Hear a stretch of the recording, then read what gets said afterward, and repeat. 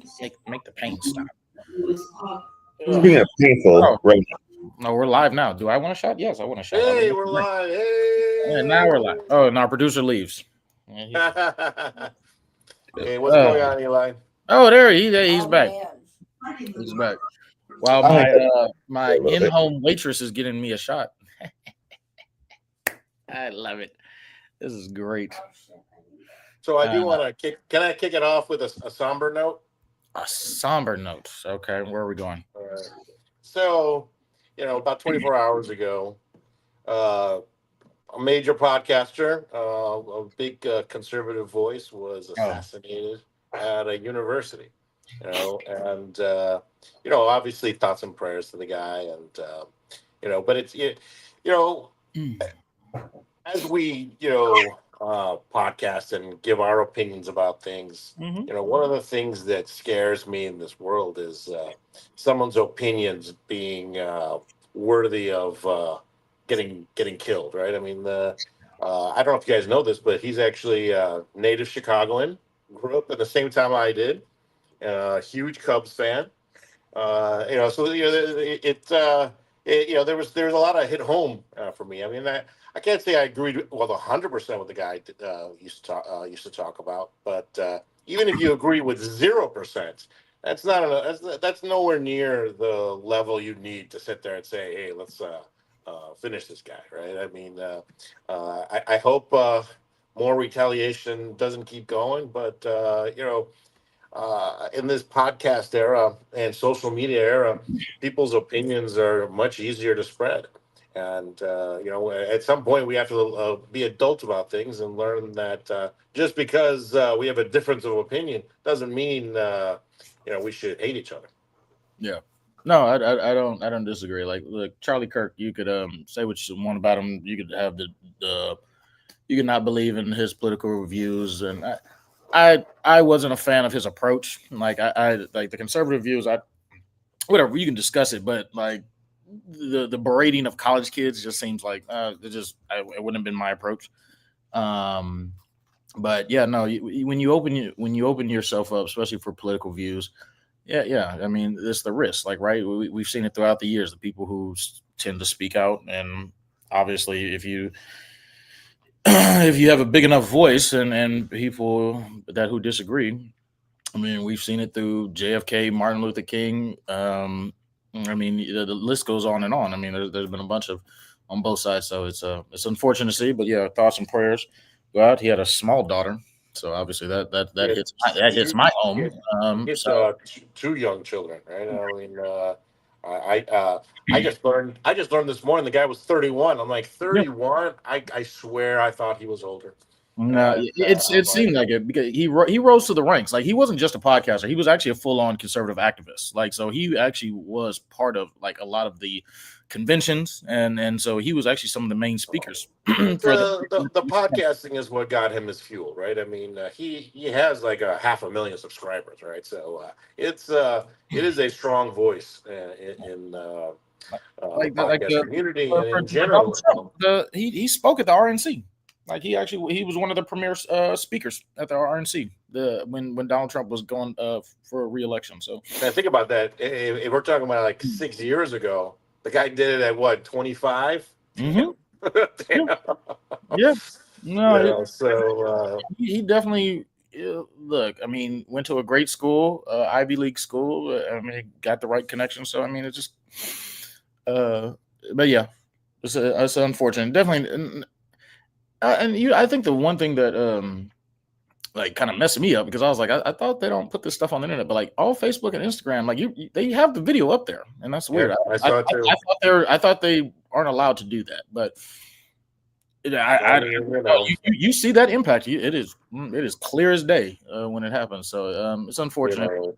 The only solace you have with that is I don't think he lived very long, right? I mean, it was probably quick. I mean, I don't know. To be honest with you, I was working there.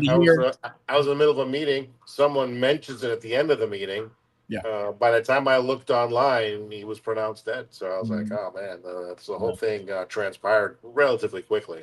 Yeah. And it's also sad because it's like uh, universities. They're supposed to be the breadbasket of thought-provoking ideas, right? I mean, challenging the status quo. I mean, so you sit there and say, "Oh no, no, these ideas aren't okay." It's like, why? Like, we're this is America. It's like, Well, some would say that like it's starting to feel biased to liberal views. Like they'll make a platform for that. And you can tell, like, I mean, look, a lot of these universities, even when you go to them, like all the protests, they definitely, it seems that it leans a lot left, especially with the media portrayals and things like that. So it's yeah, I could see why the right gets challenged a lot more because I mean it just is what it is. It's kind of like that conservative. They don't really like the alphabet mafia. They don't really like a lot of those other things. So you could see the left tries to be inclusive of everybody, no matter what they think. They no get matter what, yeah. they think they're a dog, and they're like, hey, yeah, no, your opinion matters. All right, that's fine. You go ahead. I'm not going to knock you, but I don't want to be involved. So, but I mean, that's just what it is. So it just kind of fuels the fire, unfortunately. Yeah. But the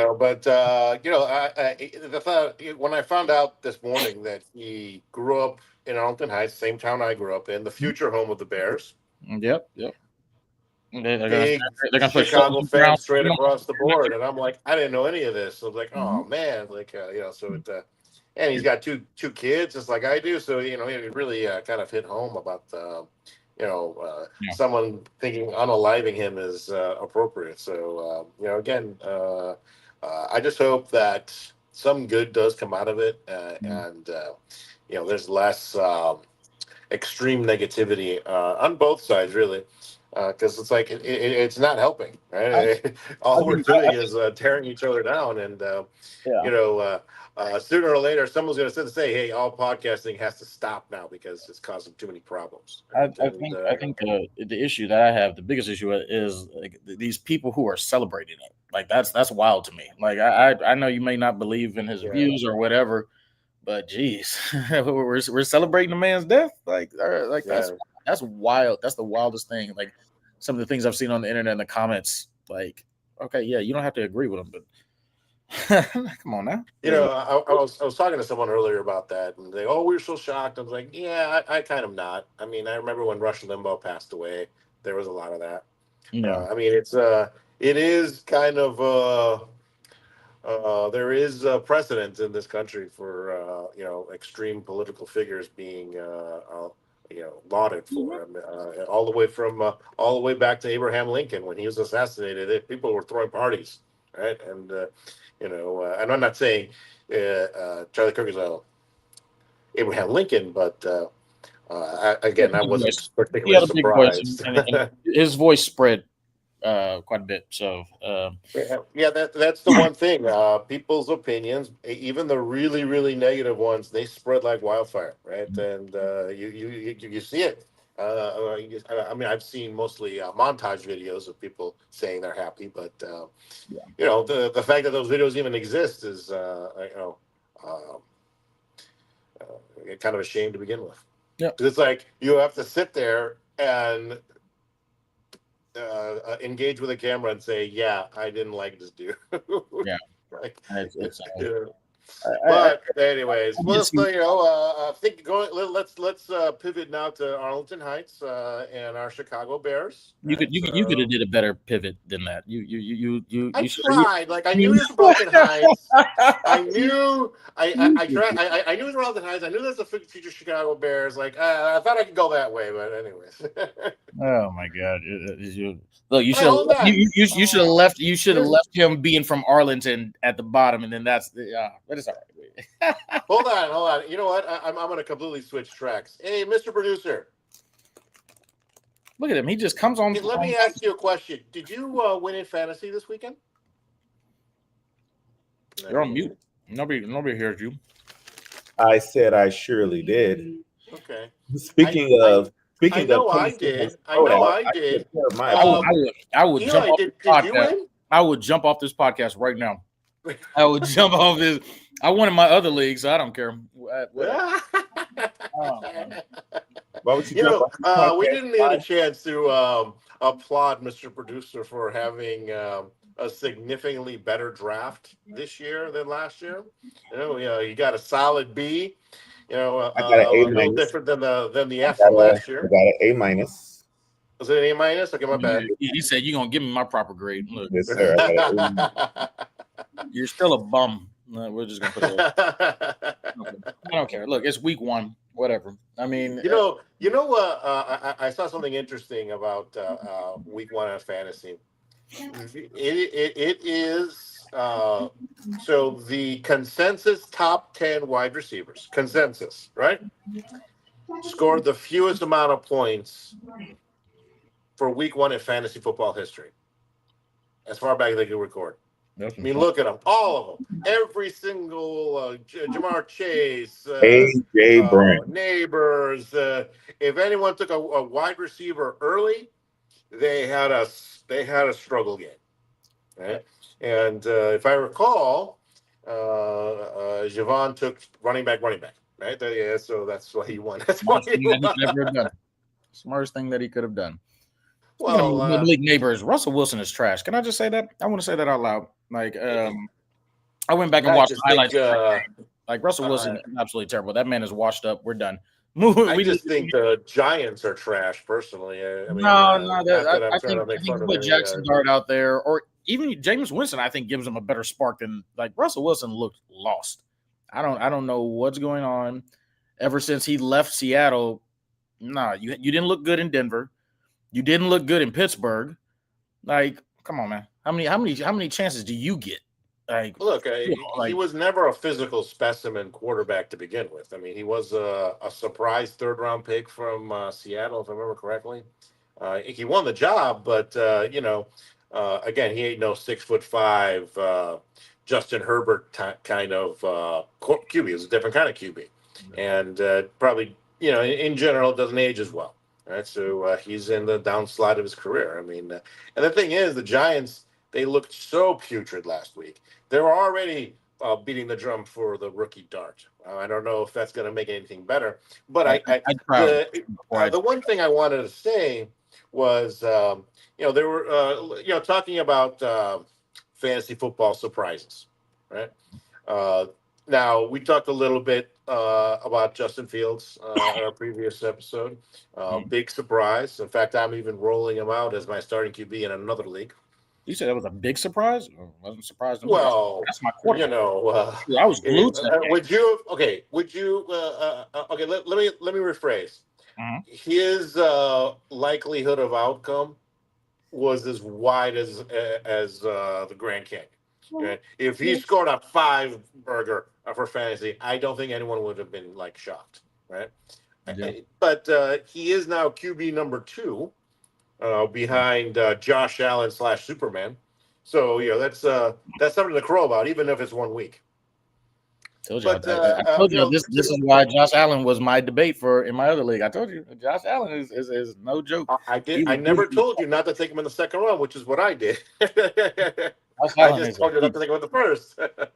Josh Allen he'll put up Superman game. And I want to say you got Bijan, so you were fine. Yeah, I was fine with it. Yeah, I mean Bijan. Yeah. So but week 1, a lot of rough starts to week 1. QB giving up an 11-point lead in the 4th quarter. I'm like, oh Jesus, I hate this team so much.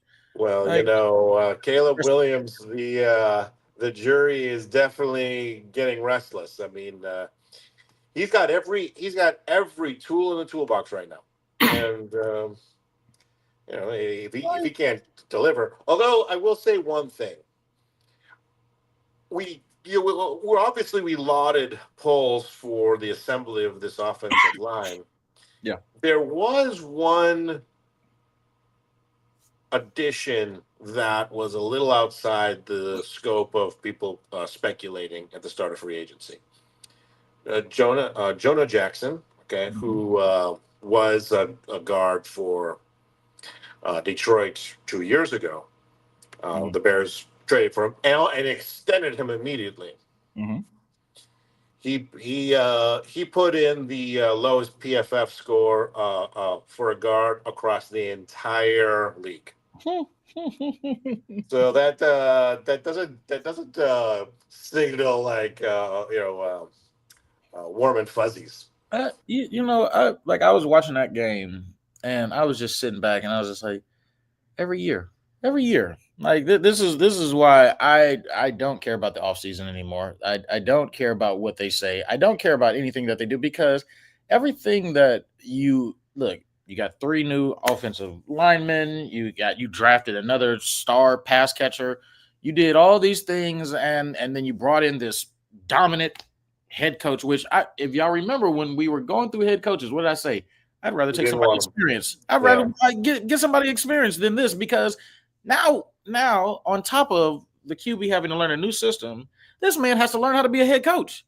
Yeah. So we have to go through all the trials and tribulations of that, and it's just like, okay, you're about to lose another year's worth of people getting older, like salaries getting messed up. And, I've heard, if you really think about it, our coach, the Bears coach, did not have a good game. The challenge he made in the early part of the fourth quarter was a horrible challenge. The guy's knee was on the ground. What did he think was going to happen? And that timeout changed how they played the last 2 minutes of the game. Yep. And then, honestly, I was completely baffled with the concept of just kicking it out of bounds and trying to trick that 2-minute warning into a new timeout. They tried to. They tried. So they talked about that. They tried to. Cairo just doesn't have the leg. He doesn't have a leg. That's part of coaching. Is like you have to understand your players, right? If Cairo doesn't have the leg to do that, go with the onside kick and hope for the best. No, don't even go. No, because you don't want them to touch the ball. No, what you do is kick it to the out of bounds. Then, if he can't make it past that, because hold on, because the touchback, if he kicks into the back of the end zone, it goes to the 35. If he kicks it on the out of bounds on the side, 45. Where it goes to the 40. Just goes to the 40. So are you sure it's not 45? I thought it was 45. They put it at the 40. It's still the 40. It's still the 40. I don't know, producer. Go ahead, look it up. You got a little time back there. Check it out. But you're talking about a net negative of 5 yards if you just guarantee yourself, just shank it. Just shank it to the outside. That's all you got. His leg don't need to be that strong. But if you're going to do that, why not? I mean, look, I was on the page of 2-minute warning. You still keep the 2-minute warning. So I was on the page of going for the onside kick. Yes, success levels are really light. You lose the 2-minute warning. Like, you can't let them touch the ball, because that's what the thing. Running. I don't.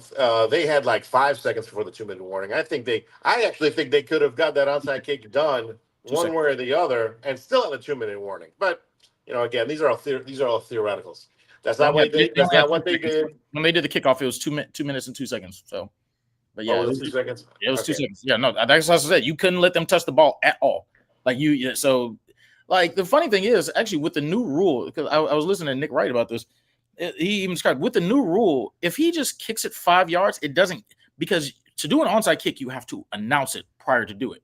Yes. So if you don't announce it and they kick it off and it doesn't land in the placement, it's like between like the 30 and something, whatever that green zone is, if it doesn't land in there, it's automatic touchback anyway. So he could have just tapped the ball, and it would have been fine, because it didn't hit the placement.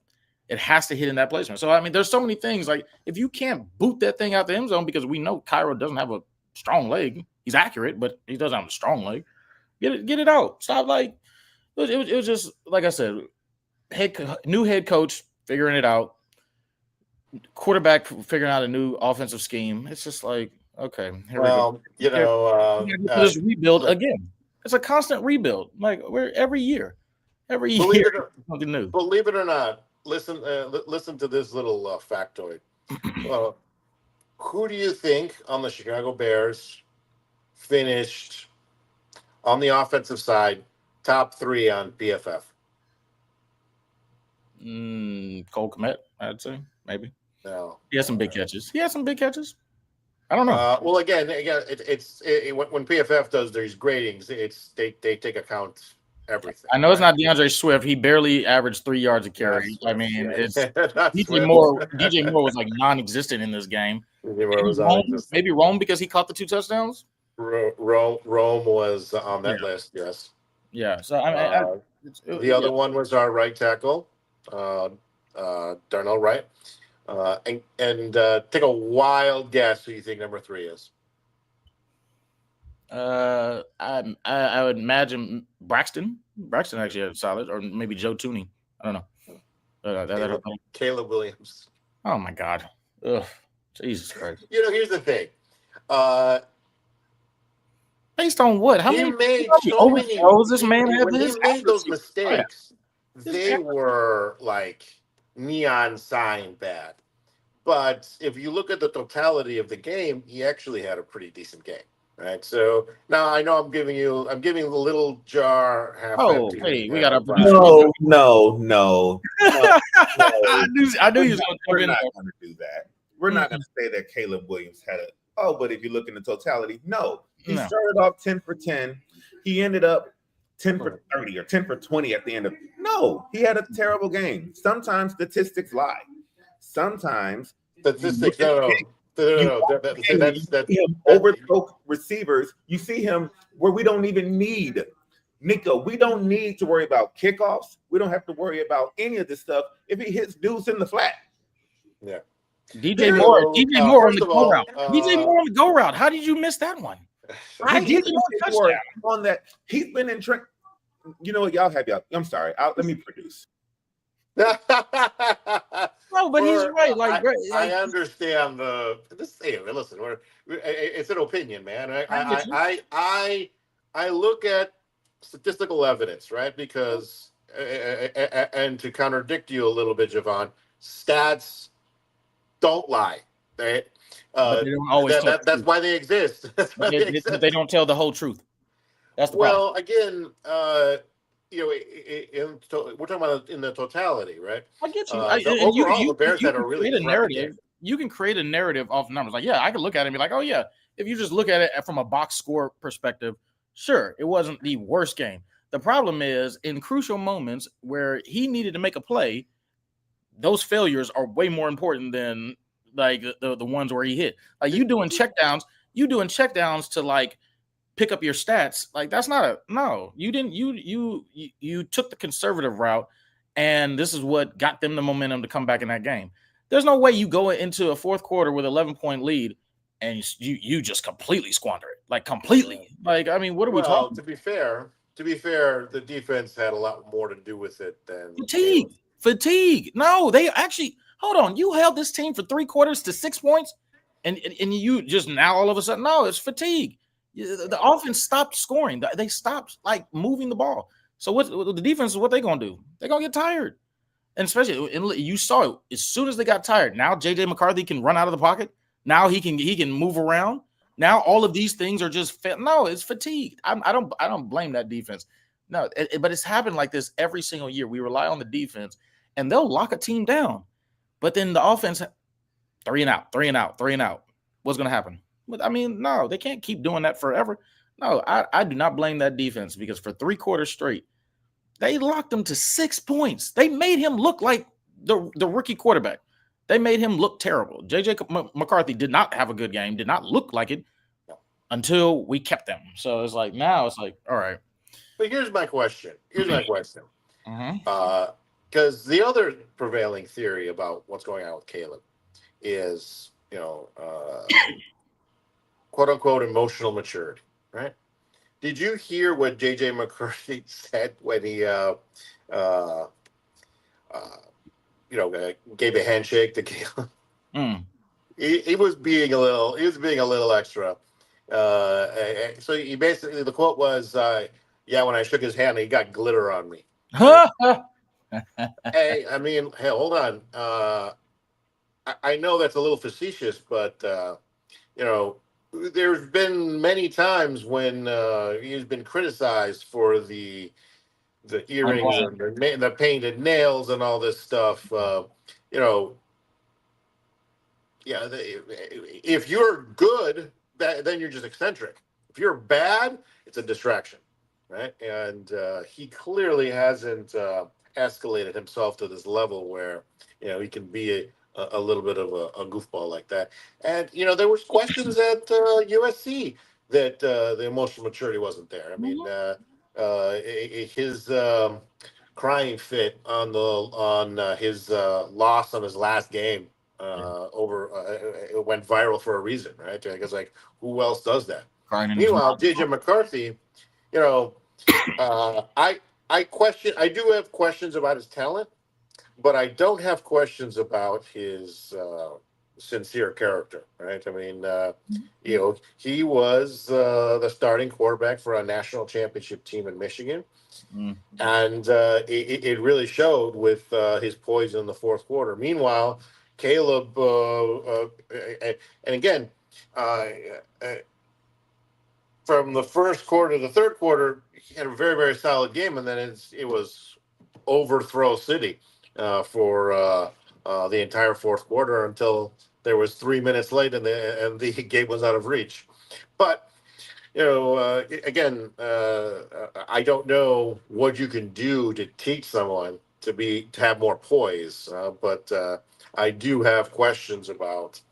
I mean, are these Keep are the these veteran little quarterback. sideline antics distractions, and maybe he should be like doing other things rather than writing little initials about whatever cause he has that week on his nails. It's like it's he's kind of like he's trying to sell the car, and they haven't even put the wheels on it yet. They're still constructing it. So it's a bizarre way of thinking, and I don't know. I mean, I still have some optimism that he can pull out of it, because again, he can make these throws that he's missing, right? It's almost mental, right? Will it stay forever? Possibly, right? I mean, is he the proverbial $1 million arm, 10-cent head? I don't know. It is a fair question, but if you remember our broadcast from a month ago, I told you we're going to find out right away. Right? We have Minnesota and Detroit back to back. Right? We're going to find out Sunday if he has more metal in his. We go to Detroit and beat them up. Well, all is going to be forgotten in Minnesota. All is going to be forgotten. They destroy us.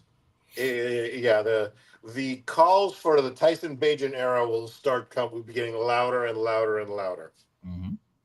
Yeah, it's about to get really rough, and I'm just, like I said, I'm just tired of year after year, same old thing, bad decisions. You were so desperate to move on from Justin Fields because this guy is generational. I'm waiting on the generation. I don't know. Joe Burrow came into the league and lit it on fire. Like Justin Herbert came in but we're saying that this kid out of USC was like he is a stone cold lock into what is supposed to be the prototypical starting quarterback. He had a lot of weapons around him last year.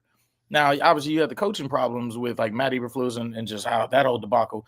But you had a lot last year, and then this year, like it doesn't look like you learned anything. Like I get that they started over, but this is what I'm saying. Like we're constantly in the situation of new head coach, new quarterback, new GM. Now we got to get a new head coach. Like it's ever since Jay and Lovey left, there's been no consistency there's been no consistency in terms of the head coach synced in with the quarterback. We've done this. We had John Fox, drafted Mitchell Trubisky, fired John Fox the next year, brought in Matt Nagy. He tried it. Nope, didn't work. Matt Nagy's last year, we draft Justin Fields. Matt Nagy gets fired the very next year. Then we bring in Matt Eberflus. He doesn't like him. So what do? They draft Caleb Williams on Eberflus. There's something to be said that Poles erred horribly by not letting go of Eberflus right off the bat last year. That way, Caleb started with a new coach and a new system. He didn't have to relearn a whole bunch of crap year two. in some ways, he's almost a rookie quarterback as is. Right? I mean, the guy's 22 years old. It's not like he's a 10-year veteran. But again, some of this is organizational, right? I mean, I don't. We've talked about it many times. The Bears have never developed a quarterback who has thrown for 4,000 yards. We're the only one in the National Football League. Yep. Only one. Yep. That's very telling, right? I mean, even Cleveland figured it out once upon a time. Yeah. Even the Giants have figured it out once upon a time. So here we are, still holding out hope. And again, one of the things I said that before our last broadcast for the game is like we're going to be entering one of two extremes. Let's say on Sunday the Bears held on, won by 2 touchdowns. We were like, oh, we're going to the Super Bowl. Let's all book our tickets. Now we're thinking about benching Caleb Williams for his backup today. So, there was going to be one extreme or the other with his results. But again, we have another game on Sunday. Let's see a couple more before we start pressing panic buttons. If we go 0-2, I'm pushing the panic button. I'm not doing this. Like I'm not even going to try to like play around with this. If we go 0-2 and we're 0-2 in the division too, panic button, because there was already skepticism with all of this. You once again, like I said, when we were looking for a head coach, okay, let's get the offensive guru, but let's hope, because he's never been a head coach. Let's just hope he can figure out. And then once you have another head coach who wants to call the plays on his side of the ball, so that's what he's going to be focused on. So he can't really focus on everything. Yeah, it's like, here we go again. This was Matt Nagy, like this. Even Eberflus calling defense. Which did you see the article I sent on why we fired? Yeah, well, he was calling defense for a very very specific reason. So Alan Williams out there Alan Williams out there sending explicit pics with the Bears logo in the background. Like, why are you doing this at work, bro? Like, come on now. Although I'll be honest, I had heard like these like rumors that it was with underage. Yeah. I think we all like heard those rumors. But I mean, like, this isn't as bad. Like consensual adult. It's bad, but it's not throw the guy in jail and throw away the key bad. So, yeah, he was getting blackmailed. And they were blackmailing the Chicago Bears. I was like, oh, this chick was. She probably got paid too. Like she probably. We're talking about it all the time now. I remember to this day. One of the early seasons of Hard Knocks, Billick was the coach, and he told all the rookies, it was a simple phrase: no means no, maybe means no, and yes means no tomorrow morning. I love that. I mean, that's so clean and neat, right? I mean, and the thing is, that's one of the problems with social media. They've made access to some of these athletes surprisingly easy, right? Pretty girls can reach out to them whenever they feel like it, right? And that's something that didn't have to happen. That didn't happen before.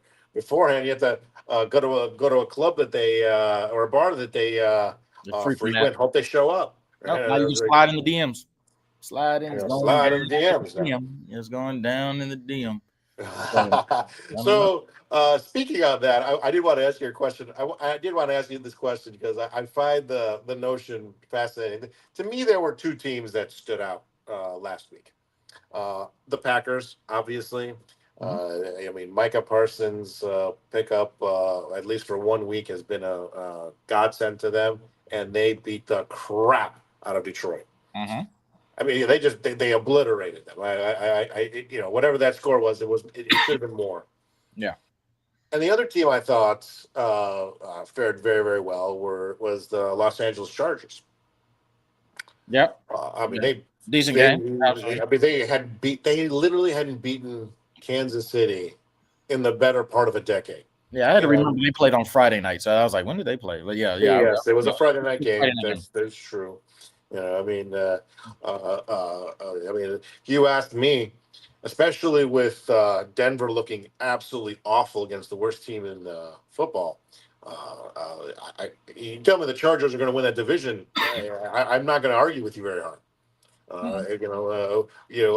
You selected their star running back on my recommendation, and to be honest with you, although he didn't light up the world because he didn't get a touchdown, Yeah. When a running back gets 90% of the plays, that's the running back you want on your team. So, I'm going to tell you something right now. You know, one of the early go and see if you could trade for him guys. It's him. I think I enjoyed the Chargers beating the Chiefs. Like I said, the Pittsburgh Jets game was phenomenal to me. It was a great game, right? I love seeing Justin thrive under a coaching staff that it really tailors their offense towards him. And I mean that's what we were saying when he's in Chicago. I was like, y'all keep.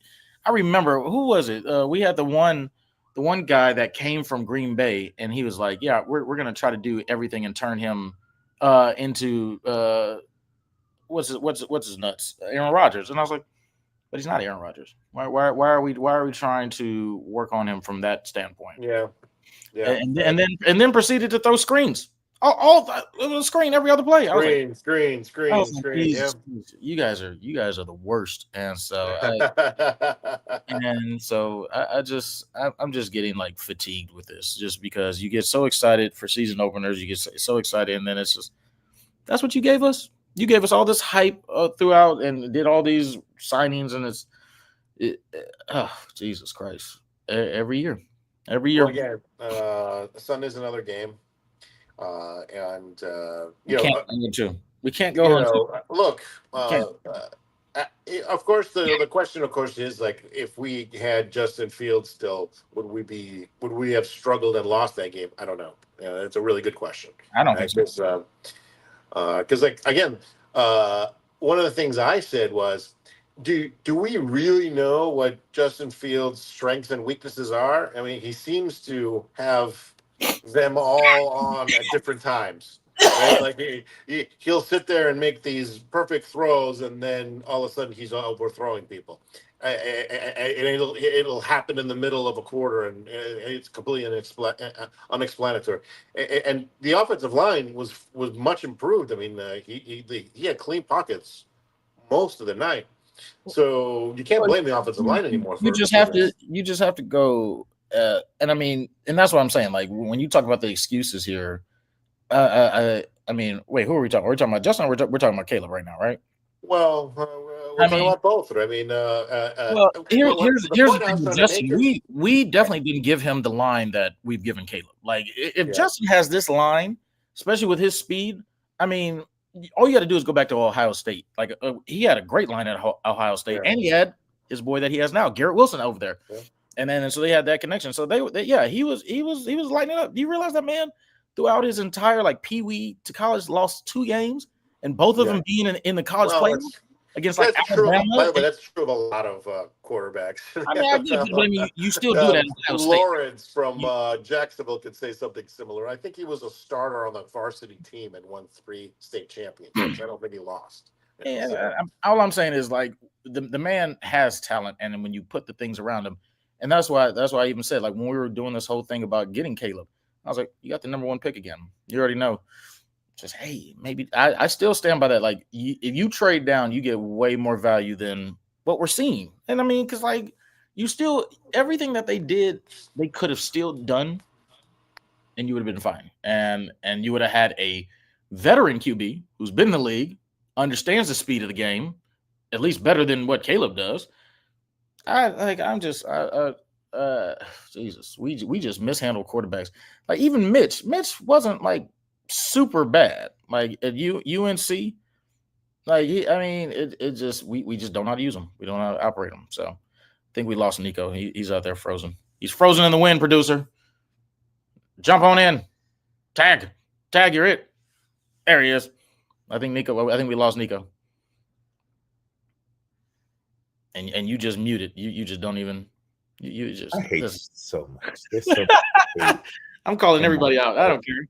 I don't care. In my heart for you, man. That's fine. Yeah. But we know what we won't do to resolve this hate. No, we're not gonna do that. What? No, but you'll be back soon. But the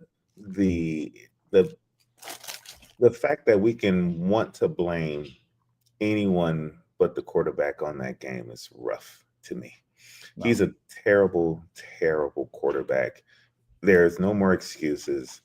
There's no more, oh, this is a new system. Oh, Ben Johnson. Oh, if Ben Johnson, there's a reason why. Did you see that? Now they're talking about he may be dyslexic. Yes, which is fine. Have a learning disability. That's fine. You have a playing disability right now, though.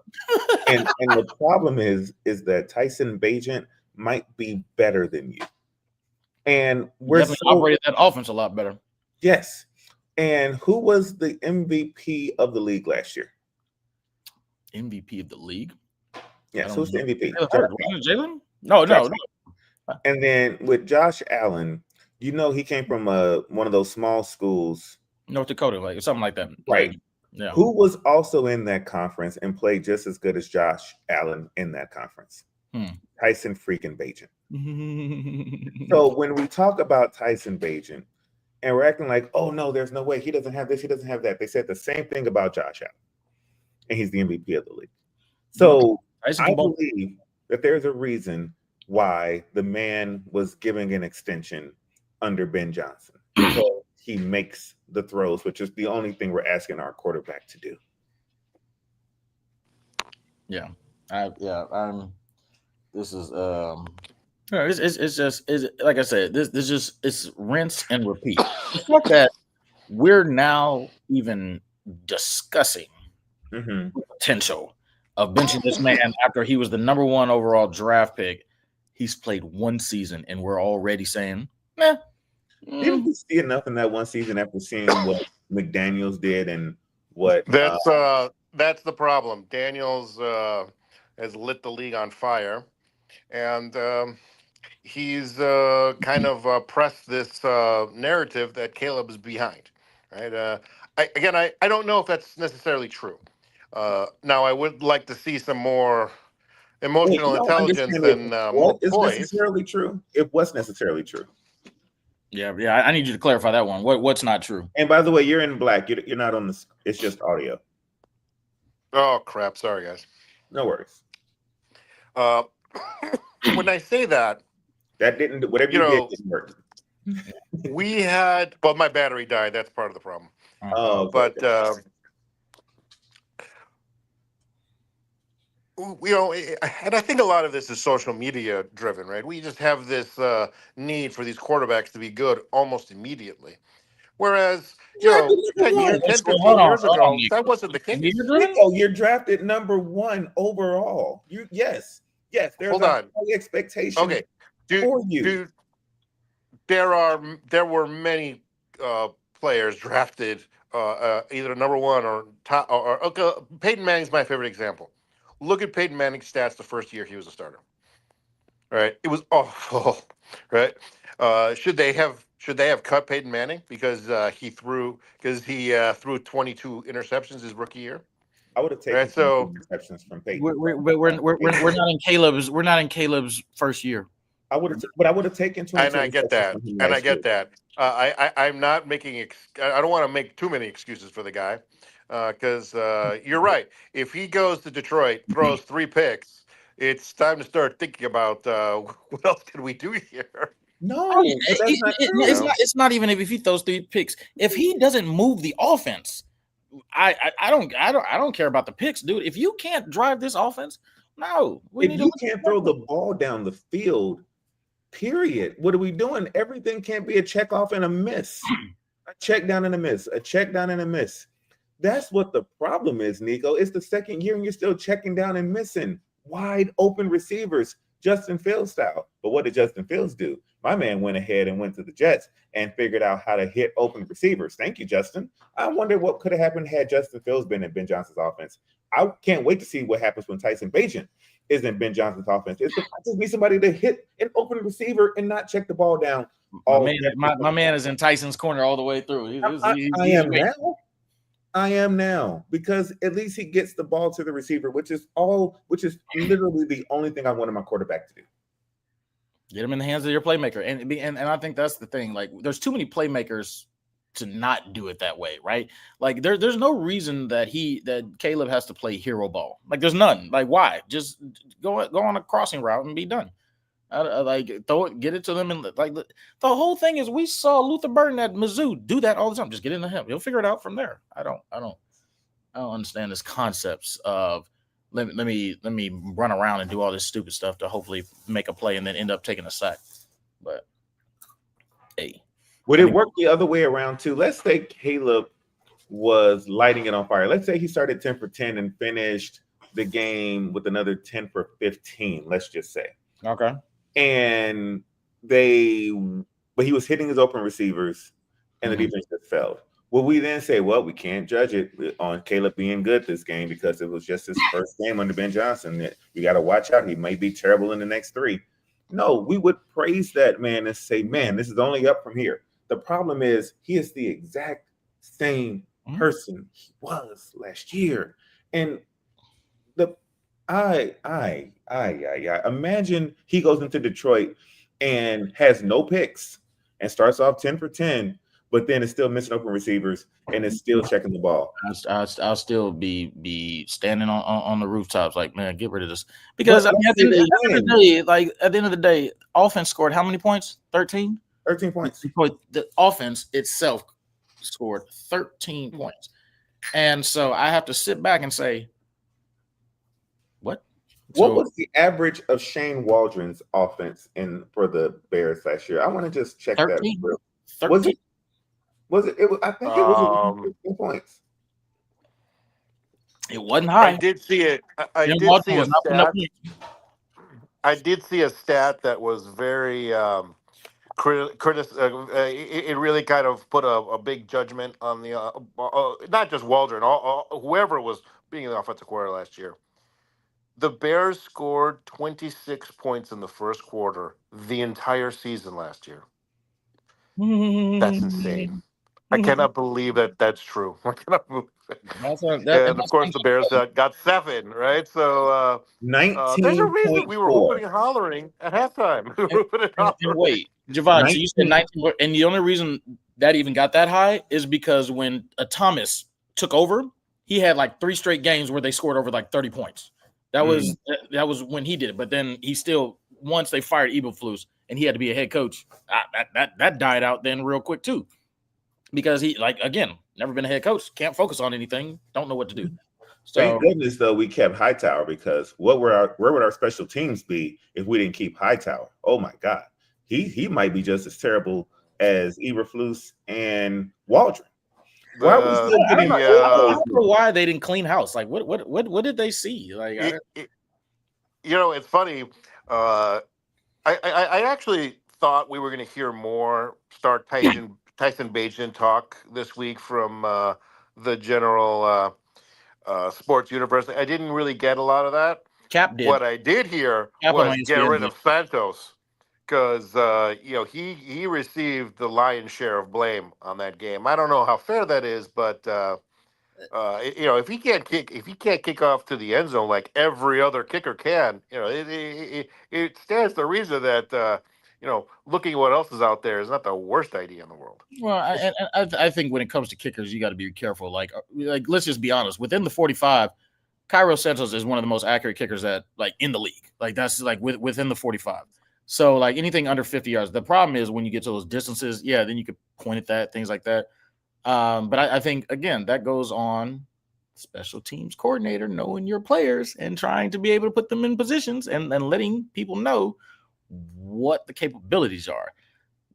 So I think that's really the big problem that we're running into.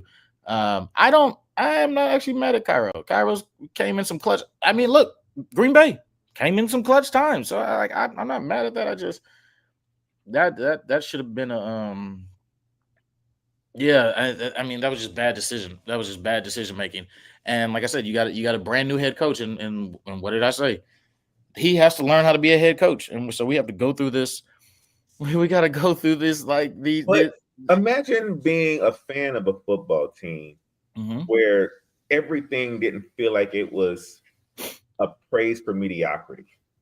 Can you imagine that? Can you imagine if everything that we hoped for with Ben Johnson and Caleb Williams actually came true, and we got to celebrate that and cheer for that That's what they sold us. That's what they sold us. But instead, we get same old. This. And that's why I think a shakeup would be so important, so vital. To shake up what? You're already shaking it up. I mean, the money is spent for the next 3 years. I mean, they could fire the coaches today. It doesn't matter.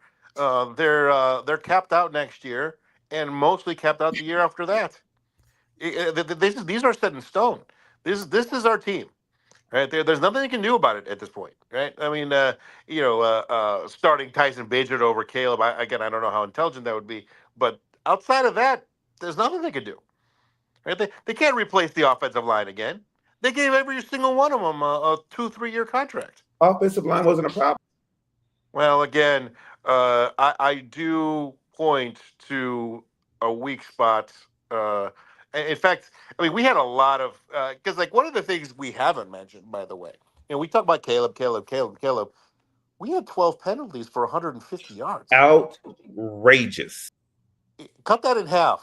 I promise you, we would not be. We might even talk about a win from last week.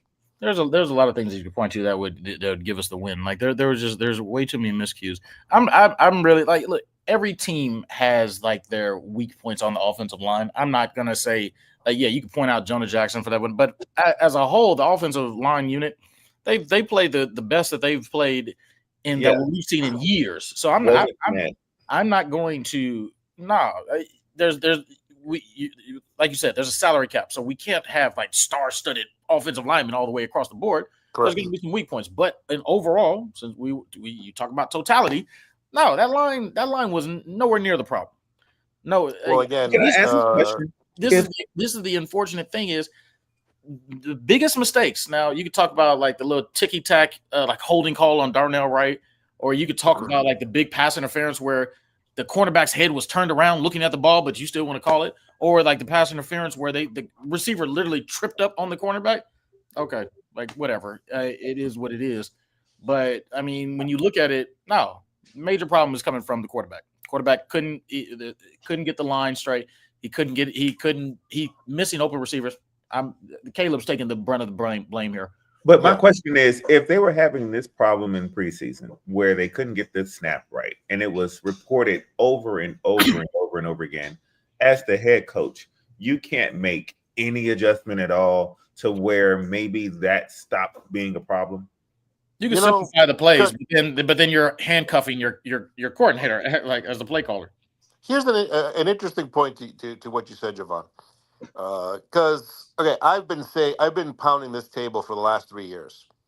They are not playing these players enough in preseason, right? Mm-hmm. And it was really obvious.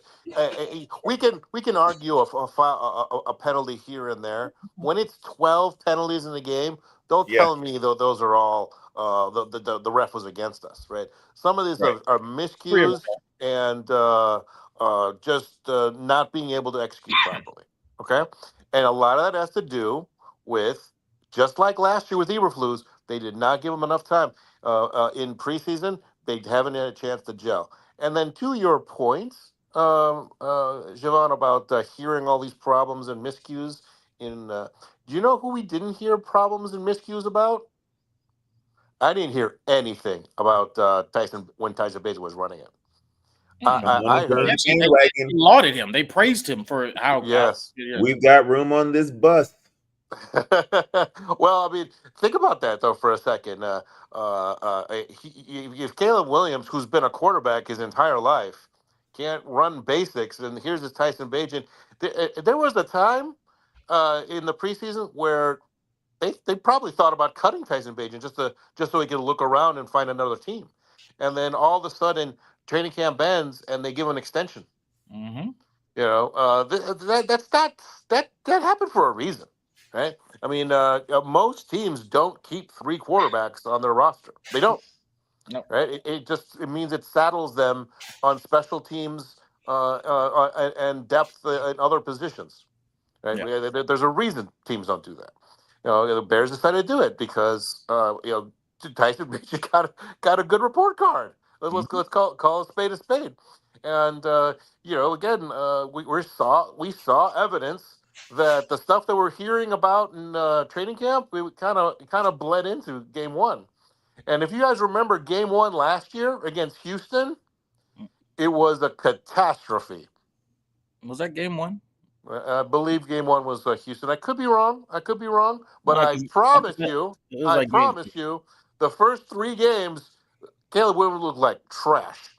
yeah. And then London happens in Jacksonville. We rattle off three in a row, and of course Washington happens. And that narrative, we don't need it. We don't need to go over that again. But he did not look good. Caleb Williams did not look good week one last year.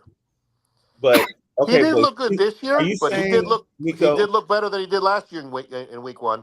Professor, are you saying that he looked better at the end of the season last year? Hello? Oh no! I mean, he was, but the whole team was demoralized. They were going through the motions at the end. But he looked better last in the last game than he did the first game. Probably. I mean, and then he went the whole preseason with Ben Johnson learning football again and getting broken down and getting rebuilt back up. And then you start the season worse than you did the previous year, your rookie year. And we're not going to say that there's a problem. I never said there wasn't a problem. I'm just kind of throwing glass half full thing because the reality is we're married. The Bears are married to this guy for the next 2 years. No, we're not. I believe that if Ben Johnson wants him gone or benched after 3 games, that he will took this job because of Caleb. Like, he's not finna throw him away. No. I think that if he believes he sees Tyson Bagent, aka next Josh Allen, in training and in practice during the week, he's gonna say, you know what, I can win with this guy. He's not gonna take away winning just to I liked him before I got to see him face to face. Stop. I agree. Again, you don't know. It's hard to say. I kind of lean to what Eli's saying. Is like he came here for. He said it. He came here for Caleb, right? He wanted to be a mad scientist and create the next great NFL quarterback. Week one didn't work. Right. How many weeks are they gonna give him when he sat there? Because he's actually saying, "Well, I can't do anything with this guy." It's like, well, why then? Then your judgment is suspect. Mm-hmm. Like, because that's not what you said in those press conferences. You said something different.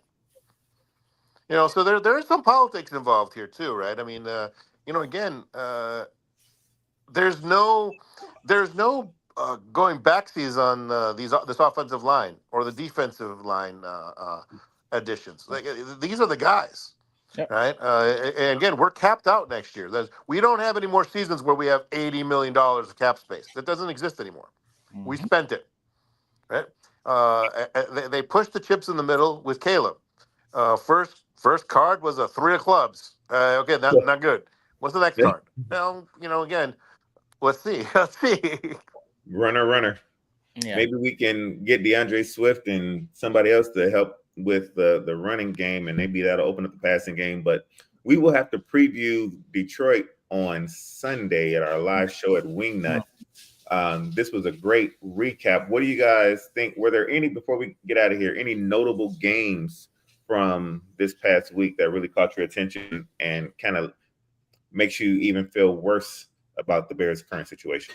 Obviously, Buffalo and Baltimore Sunday night was absolutely fantastic, and I think mainly because now what I will say, it is really scary the thought of these major comebacks because we saw so many of them this past weekend, and I mean that could be good because of putting up points and making the games entertaining. But I always wonder. I'm like, okay, well, what's kind of the cause of this? But that was a fun game. Obviously, the Pittsburgh Jets game, just because I will follow Justin to the ends of the earth. I don't care what y'all say. That's my quarterback. Detroit, Green Bay, and that's just annoying to see, but it is hilarious to see Detroit go back in their hole. Like, just go back in your hole. Like, you had your little 15 minutes of fame. So I'm glad to see that the reality sank back in for them. But it sucks that Green Bay is. Well, we're gonna find out tonight. We're gonna find out tonight with this Thursday night game if Green Bay is the real deal. Because to be honest with you, the team, and I think I mentioned it earlier, the two teams I saw that really impressed me was the Packers and the Chargers. Right? I mean, they worked their opponents, and their opponents were supposed to be Super Bowl, both Super Bowl contenders in theory. Yeah. Granted, the Buffalo-Baltimore game was the most fun game possibly I've ever seen, but to get to the point where they had to, both of those defenses are just had brain rot. So, Right. they both those teams need to sit there and think about, like, oh man, is our defense good enough to win a Super Bowl? So that's a very viable question. Whereas the Packers and the Chargers beating down their respective opponents, far more impressive. No, I don't disagree with that. So we'll see it. Where we're going to be at? Wing Nut Sunday, game 2. We got to go. We got to get back up 500. So that's the goal. So I'm good with it. I'm going to sit here and drink more tequila so I could just forget about this stupid game. Okay, guys. Jesus Christ, it is what it is. Okay, guys. Producer. We'll see you Sunday. Sunday game. Let's go. Let's get dub.